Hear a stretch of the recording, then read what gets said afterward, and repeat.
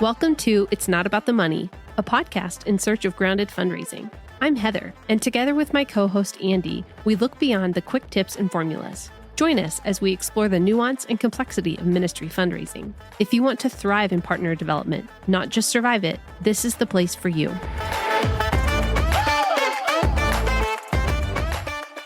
Okay, welcome back everyone to the show. We are currently in the middle of a mini series looking at the different experiences that people can have dependent on the background that they're coming from and the culture that they're coming from. So today we have with us Jeremiah. Jenn, I know that you know Jeremiah and his wife, Maysa. I would love to let you give a bit more context for their story. Yes. So I'm a little sad Maysa's not on the episode with us, but they have a sick kiddo at home today. So Jeremiah is a representation for their family. So my initial connection to the Vaught's is to Maysa, who I went to school with, college with. We both went to Penn State. She was actually a senior when I was a freshman.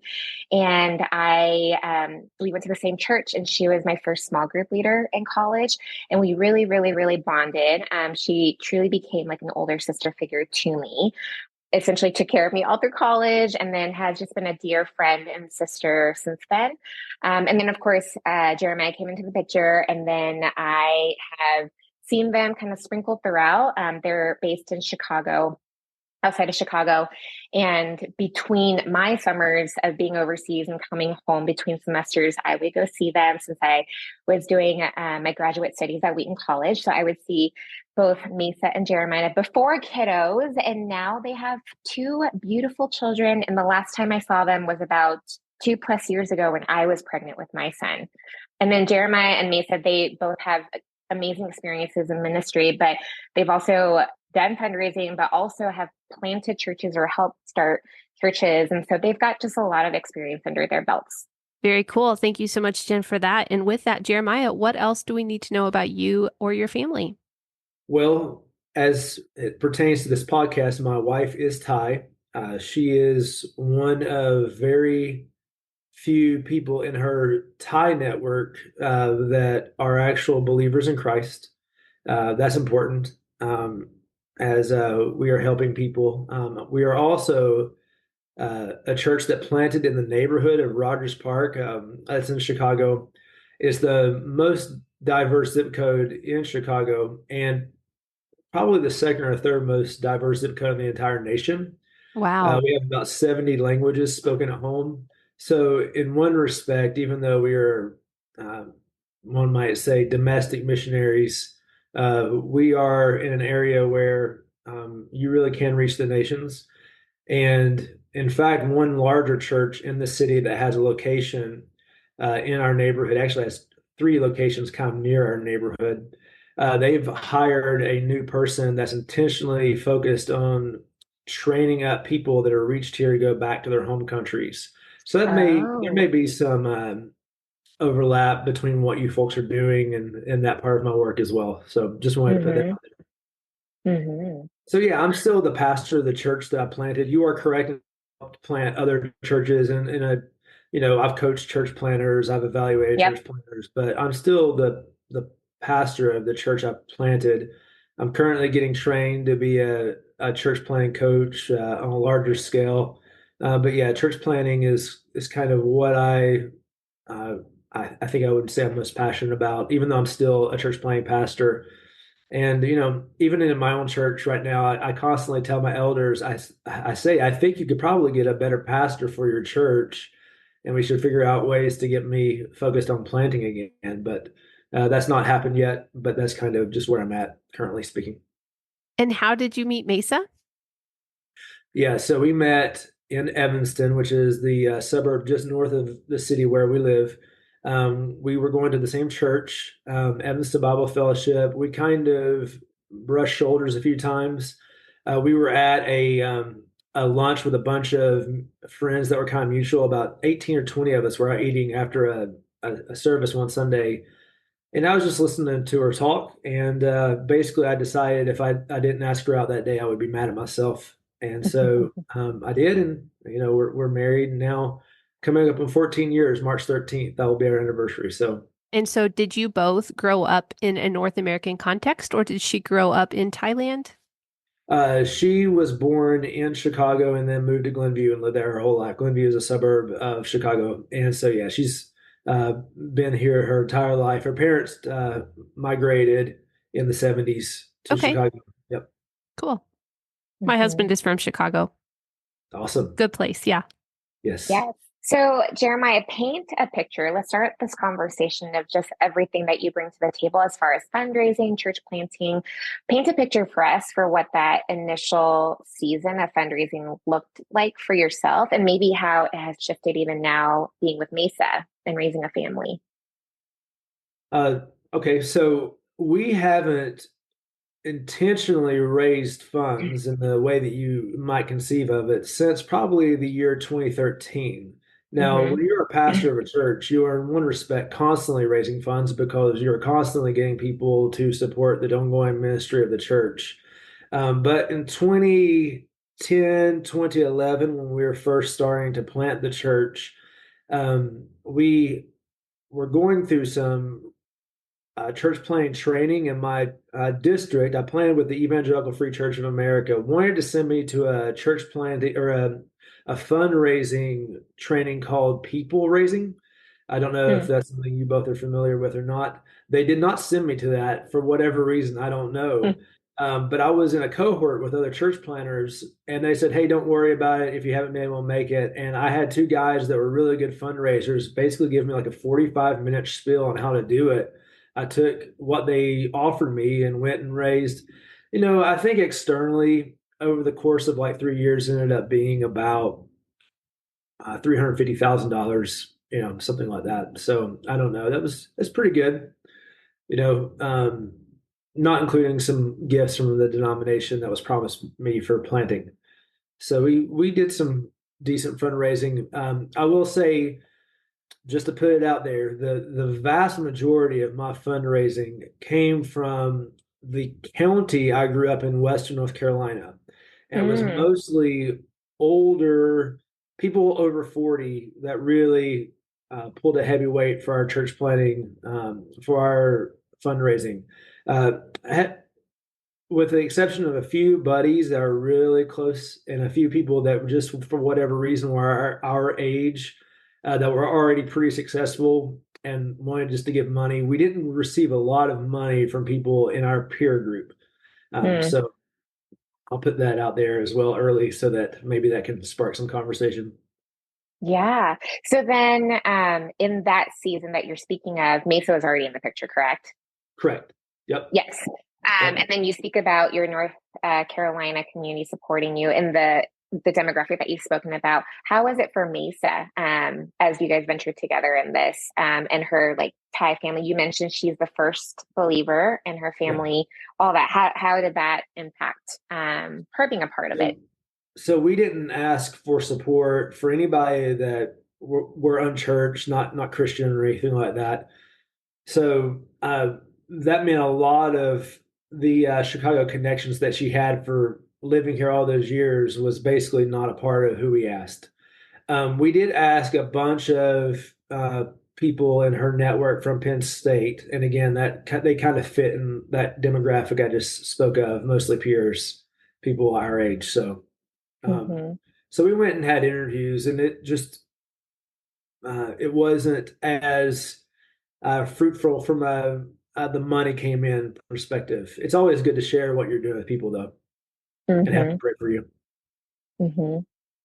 Yeah, I'm curious, as we've had these conversations with people, we have learned that even for people that have grown up in North America, if their family was previously kind of primarily in a different cultural context, that they bring in some cultural values that make it a little bit difficult for them to ascribe to some of the basic fundraising principles that you'll hear out there, making an appointment, making a phone call, giving a direct ask, things like that. And I know you said that you weren't really given training, but you had a couple of guys that came around you and said, "Hey, here's some good ways to go about this." I'm wondering if those all felt reasonable to you, or if maybe for yourself or for Mesa, it felt like it kind of rubbed against a cultural value that, So yeah. that's I get it. I get the question, and for for, again, Mesa's background, I couldn't speak to that, to tell you the truth. My suspicion is that largely some of our difficulty with who we were connecting with from Mesa's perspective was that they were in their 20s, and people in their 20s have less expendable income and give less and all that you could probably go to. Now, as far as what you just said, the direct asks, I am from Appalachia originally, and that's important because it is actually a different culture than suburban North America, the city. It's very different. It's very different than lots of parts of the South, even. And so, especially you mentioned the direct piece of it. I think that people wanted to know what we were asking for. I think that was important. But I think they just wanted to hear it once and then move along. They wanted to talk about it, and there were a few times. My memory is a little fuzzy on it, to tell you the truth, where I could tell that I was being encouraged to be incredibly direct, super professional on all of this. There was a little bit of, hey, we remember when you were 7 running around the church like a crazy man. We had to, had to set you aside. So there's a little bit of, hey, just relax, take yourself a little less seriously around this. Most of the people we were connecting with, I think would be designated second generation. And so they were more comfortable with the direct piece from my perspective than, say, if we'd been interviewing their parents, maybe. I don't know. I'm simply speculating here, so I don't know the answer, to tell you the truth. And I will let our listeners know that Maysa was going to join us for our conversation today, but she is otherwise engaged with one of their kiddos. So we're just really grateful that Jeremiah can be here representing both of them. Yes. So then in this season, Jeremiah, it sounds like your Appalachia family supported you a lot. How are you feeling through all of this with the direct asks and not, and just traversing all those cultural things from your point of view? How did you feel about it all? Well, that wasn't that difficult for me, to tell you the truth. But since you mentioned Maysa had a real struggle with it. Generally speaking, we did like an 8 to 9 day trip, 2 or 3 different times, different places. And especially in that time while I was in North Carolina, I had so many connections. I would have 4 to 5 meetings lined up a day. And that was a lot, just from an energy standpoint for her, but also just the amount of vulnerability it took was a great deal. And at some point, I don't remember when, she basically said, "Okay, you got this," And so, as far as it goes, I did not, at that particular juncture in my life, have a hard time asking for people for money for this, because I really believed in it, and I still do. Of course, I think that in some sense, there's an advantage of being in your 20s and asking for money for ministry versus like, hey, I'm in my 40s now.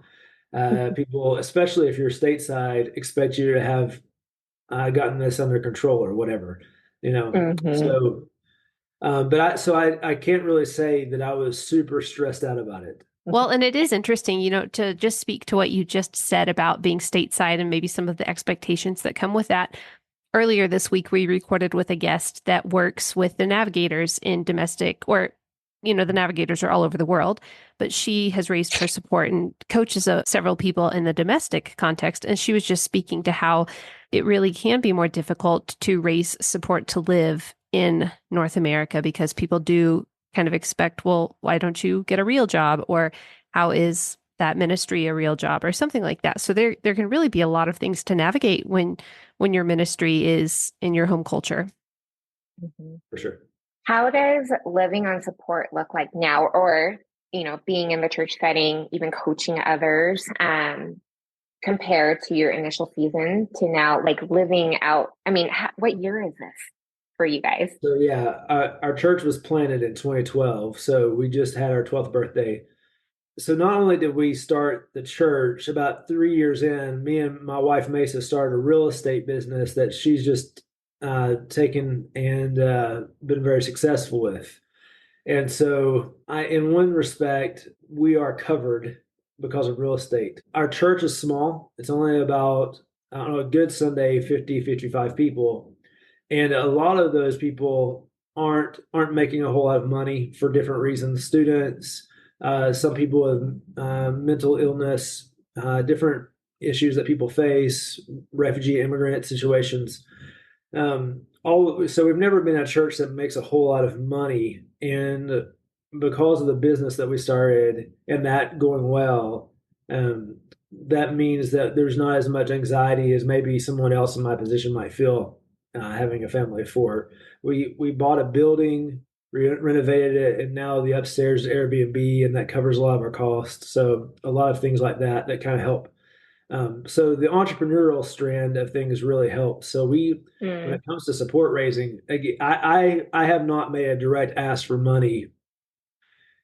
Maybe since 20. Okay, actually, excuse me. I made a direct ask during COVID for some relief for some churches, and two churches came through with $6,000, $7,000. We were basically, in urban areas, without a building, you're kind of at the mercy of whatever people decide. And we were kicked out of our space for 4 or 5 months. So we kind of got some emergency help there. I asked for money then in 2020. But beyond that, 2013 is probably the last time I've asked for money directly, other than just say, hey, on Sunday, give us a lead, whatever version of that we say on Sunday morning. And one of our members, actually, his dad and mom decided just to give us $1,000 a month from a distance, without being asked. So I say all that to say, I don't do a whole lot of ongoing support raising that might be helpful to your listeners. Well, but I do think what you said is really valuable, because it's true that in this space, we focus on individual fundraising, finding people to partner with you in your ministry. But I also think it's just really good to remember that's not always how God does it, right? Like, I love that He prompted you guys to use your gifts to start a business, and that business has supplemented and enabled your ministry to a group of people that might not otherwise be able to self-support their church from their own means. And so I think that's really great to remember. It's not like personal fundraising is the corner on how God funds His ministry. So that's really meaningful. Thank you for sharing that experience. Absolutely.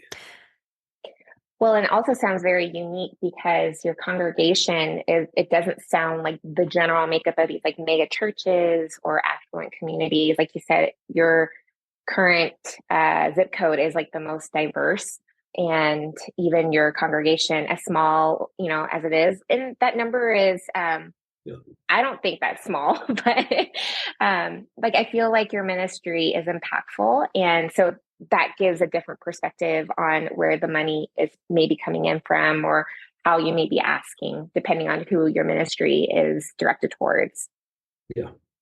Yeah. Absolutely.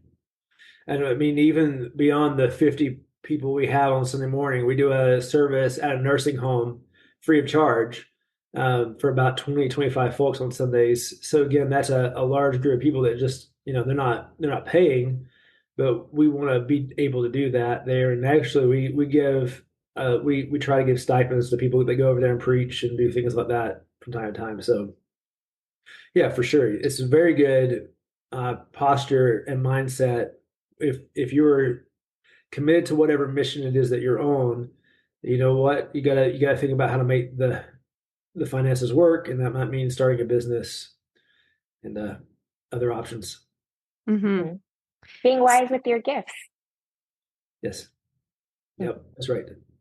So on this series, one of the questions that we've kind of asked people is like, what worked well in your context and what didn't? And I heard you say earlier that in your context, it felt a little dissonant for you to show up super professional and really polished. And the people you were talking to were like, hey, just like speak to me normally. I remember when you were a 7-year-old running around. So I kind of heard you say that in your context, it maybe felt more appropriate to be more laid back. Are there any other, I guess, ways of approaching people that you found meaningful in your context? Yes. And I came in with a prospectus, I had a plan, and I emphasized that's super important to do. But beyond that, you do have to kind of think about the person's that's across from you, what you know about them, what they value. It's really easy to take some of what I just said and see people as if they are, money making machine for you or something like that. But the real thing is you're looking for people to partner with you in your ministry. Hmm. And if you do that, you're probably going to try to understand them and what they care about a little bit.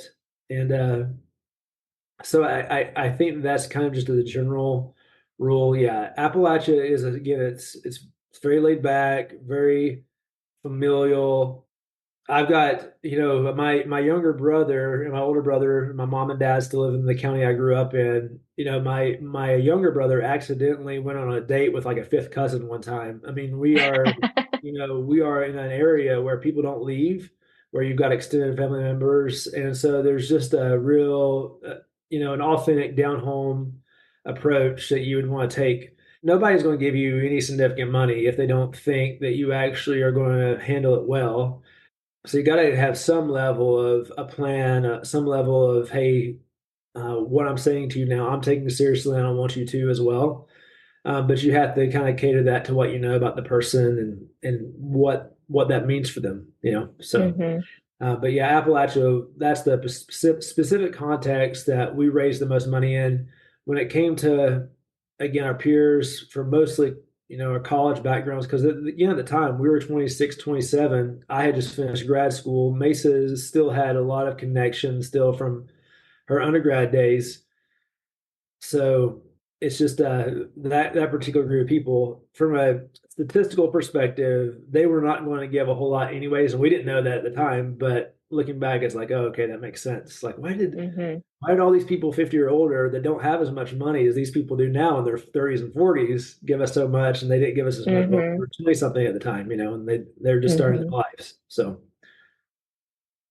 Yeah, I was going to ask why you thought there was such a difference in your peers versus those that were older than you. Are you saying that maybe you guys didn't even approach your peers because you were wondering, no, we had meetings. We just got okay, nothing. got it, got it. Okay. And then Jeremiah, remind me, so Mace's family is also in Chicago, right? Her like immediate family. Yeah, suburbs. They're in the suburbs of Chicago, correct. And actually, her Hmm. sister lives in the city and with her family. Yes. Yes, I remember that. So it sounds like from her side in all of this, it was mostly like the Penn State crowd that I'm very also familiar with. But did it like extend into like other Thai networks or other like maybe even extended family for her? Or was it mostly a focus on her like college peers? Yeah, it's most because those were the believers that she knew. Hmm. Mm-hmm. She knows of a few Thai believers that are around Chicago. We know of we encountered a young Thai woman who was like 22 at the time who had become a believer in South Carolina, but and she was actually helpful in getting a lot of people to pray for us, but we didn't have a large connection with the Thai community because again that and now there's a lot going on in Thailand in the northern part of the country right now in terms of conversions there. I was just watching Thai TV with my in-laws and noticed that at a funeral a cross was up. I was like, what's going on? And my mother-in-law casually said, yeah, there are lots of people becoming Christians in the northern part of Thailand right now. I mean, that's new. That's new and not something you Yep. experience stateside. Um, Very few Thai people are Christians. Mm-hmm. So we just went mostly to people that were in her fellowship in college, and that was again a majority of Korean background folks. So Yeah. Yes. With her family, were they accepting of this role you guys were stepping into that required fundraising, or did you get any pushback there? I can't even really tell you how much they knew what we were doing as far as how I was getting paid. Um, at the time, I mean, I was working at Starbucks, and that was a concern. Just because, like, why are you marrying this guy who's working at Starbucks? Hmm. Those are the things that are there, and so I don't think we got a lot of pushback per se because I we just didn't bring them into that part of our lives to tell you the truth. Mm-hmm. Um, it probably would have been very stressful for everybody involved if we had. So, Mm-hmm. Because you anticipate that that would have been problematic for them. oh, for sure. I mean, well, they would have talked to Mesa about it for sure. They would talk to Mesa about it for sure. Mm-hmm. It's a unique, I think, situation that Mesa is in because, as you mentioned, there aren't many Thai believers, and even being in Chicago, you can only probably count on both hands. It sounds like of other Thai One Americans. hand, one hand. One hand, yeah, yeah. So it's an interesting context for Mesa to be in. But then also like, I'm hearing you say that her family, they're not really looped in. But hearing from other guests that we've had, even if there's those like maybe language barriers, cultural barriers, I guess my question is, they know now, all these years in what you're doing. Do they ask They questions, do, or is that but I don't think more they of ever like a, knew. I don't think they ever knew. Still, I don't think they ever knew that we went around and asked a lot of people for money. Um, I don't think that registered. They know that I'm supported by my church, so they got a grasp of that. But how that works is not. They don't worry as much about that as they did when we were in our 20s. But yeah, um, yeah, no, that's not something that we necessarily kind of kept them from. It's just that at some point, okay, the money, we've got a church, the external support is decreasing, the internal support is increasing. We still get people that support us from the outside, but it's not something we've asked for. Some people still continue to give to yeah. the church. But yeah, no, as far as looping our in-laws in, we didn't intentionally exclude by any stretch of the imagination. We just didn't want to cause unnecessary stress. That's Mm-hmm. the line. There was already enough. So Mm-hmm. Mm. Yep. Yeah, well, there's just so many dynamic pieces, and we're always talking about how it's not a formula. And I think that it just does come down to understanding your families, understanding the backgrounds, and really seeking the Spirit's help and knowing how to navigate that. Sounds like you and Mace came to a place of unity in how to handle it. Mm-hmm. yeah, and I would say, for us, we were starting a church, you know, and I wouldn't necessarily say, because my understanding is that some people that are raising support through the organization you're supporting and helping, they go and teach somewhere else. There's some teachers involved, and so there's a little bit of a difference in saying, you know what, I'm going to go be a teacher, and it is going to be Christian influenced. Um, but I think a lot of people, it may have changed the approach a little bit if we're sitting there saying, okay, we're going to start an orphanage.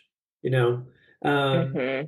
I think a lot of people can get behind that, even if it's a Christian led orphanage, because people believe that this is important work, regardless of their faith background. A lot of people, Right. especially come to the United States, they believe, hey, this is good, whether or not it's a Christian or whatever. So I say that only not to discourage anyone from going in these situations, but there would be some inauthentic. It would feel inauthentic to ask non-believers to support the work of starting a new church because we need to reach people that aren't church. When I'm asking someone who's not church, Mm-hmm. this doesn't jibe well. It didn't feel right. Mm-hmm. So, and you can't you really that's why I'm putting a list together and being smart about who you ask is important too. I mean, get your list together. And sometimes some people that are really close to you in a particular sphere of life, they may not be your supporters for what you're doing next, and that's okay. Or if it's a big thing that anybody could be a part of, be excited about that. Mm-hmm. So just kind of keep that in mind too. Mm-hmm. It sounds like you've already shared a few moments or people that have given without you saying you didn't ask them, like the father and son that give $1,000. You mentioned another, but share a story of how God provided, maybe for you, for both you and Mesa, your family. Sure, sure. um well, the whole story is one of how God provided. And I think that I would don't reiterate that God provides through the giving, He provided through the real estate. Um, there, there were a few examples in that early support raising stage of people that just gave. One person who I don't know that I ever had more than 20 words with him. I heard about my vision. He found out how to give. He gave like $5,000. a generous give. Now he had a connection to a regular supporter, but I think they must have just said, yeah, he's good, and that was basically it. So, I mean, little things like that, as far as it goes, there's several times where, in the midst of, oh man, this person's not giving, I thought they would give, or God would surprise us. And I'm sure you're going to have so many examples. Everybody that raises support tells you about, in those moments where somebody didn't give like you hoped, someone else that you didn't expect at all to give came through. And there were so many examples of that along the way. So, but I say that to say, every time God provided for us along the way is, it was unexpected and surprising, but those are some of the ones I can remember best. Mm-hmm. Well, Jeremiah, this has been really helpful. I guess, as we kind of close out this conversation, by way of encouragement, what else would you want to say to our listeners as they persevere in support-based ministry? Yeah, the most important thing I would communicate to anybody raising support is, if it's worth it, people will support it. And you have to be convinced in your own mind that what you are doing really is valuable. And then the only difficult part is helping other people see why you think it's valuable. I mean, I think that's the bottom line. I get a lot of people that talk to me about their anxieties, and it's like, hey, I just asked them this simple question: do you think this is important? And almost, it's like, of course I think this is important. I'm doing it right. Well, then you need to have that mindset when you're raising funds, that this is super valuable and it's worth giving to. It's worth giving your own life to. I mean, you only have, and I'm saying you in the general sense, Jenn, you, but any one of you, we all have about 77 years if we live the average life. And to give yourself to something for 5 to 10 years, well, it better be worth something. And so it's not a big deal to ask people to support you in that if it's a good thing that doesn't have another sourcing method. So that's the bottom line I would drive home to someone. If you come to the point where you realize that it's not valuable, then change direction and do something else. Yeah. I just really love that. That really spoke to my heart, Jeremiah. Thank you. It's convicting because it's just simple and direct. Like, if you believe in it and you're for it and you're for what God's doing, then speak from that place rather than like being anxious about it or nervous about it. Like, it's plain and simple. Yes. So thank you. That's right. That is right. Do you have any resources along the way that you'd like to share with our listeners? No, because I didn't get resourced very well at all. And that's I guess maybe the other encouragement to who knows what we could have raised if I'd had a little bit more insight and direction. When I say I was trained by 2 non-professional support raisers who were just about a year or 2 ahead of me on how they did it. I mean, they literally gave me a pyramid with dollar amounts, showed me a prospectus they had drawn up. I kind of did the same thing and went out and did it. So if you're resourced, how much better off are you going to be? Yep. Well, thank you for your insight. That is really meaningful. Jenn, do you want to ask our final question? Yes. So we have a fun final question, and it can be related to fundraising or not. You have $10,000 that you have to give away today. You have 5 seconds to decide who or what you give it to. And I would exclude my church just because I think that would be self-serving. There's a guy who started an orphanage in Uganda who was at our church formerly, and I would give it to his orphanage in Uganda. Wow. Cool. Some of my best friends have adopted a son from an orphanage in Uganda. So that's very cool. Yes, very cool. Wonderful. Well, Jeremiah, thank you again for your time. Please tell Maysa that we missed her, but we understand. And Jenn, thanks again for your part in this conversation. And listeners, we'll catch you next time. Thank you. It's Not About the Money is presented by Provisio Fundraising Solutions. Provisio equips support-based workers with flexible training, practical resources, and one-on-one coaching. Find out more at provisiofundraising.com.